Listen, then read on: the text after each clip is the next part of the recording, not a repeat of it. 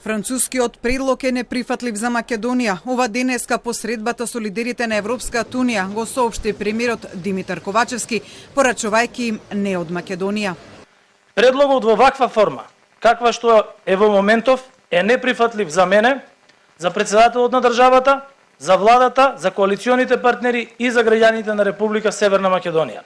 Ковачевски во седиштето на Европската унија, заблагодарувајќи му се на францускиот председател Емануел Макрон за напорите кои ги направила неговата земја за да го реши проблемот, ги соопшти црвените линии преку кои Македонија нема да прифати преговарачка рамка.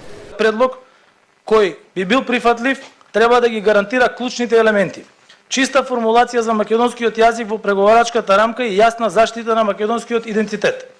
Историските прашања не можат да бидат критериуми во преговарачката рамка.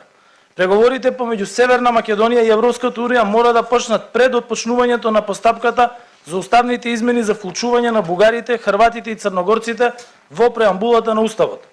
Цврсти гаранции и од Бугарија и од Европската унија дека Бугарија нема да условува со нови барања надвор од она што ќе биде договорено во преговарачката рамка и билатералниот протокол кој се уште не е усогласен со Бугарија. И секако, секое решение ќе треба да е консултирано со институциите на Република Северна Македонија.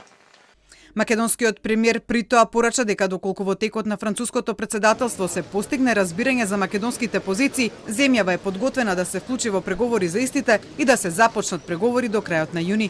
Ковачевски на средбата со лидерите на 27-те земји членки им изразил незадоволство од текот на процесот за Македонија со порака до нив. Северна Македонија и Албанија, но и регионот не смееме да дозволиме да тапкаме на место поради една земја членка која едноставно не успева да се искоординира и да обезбеди деблокирање на нашиот европски пат. Не смееме да дозволиме билатералните прашања да станат мултилатерален проблем.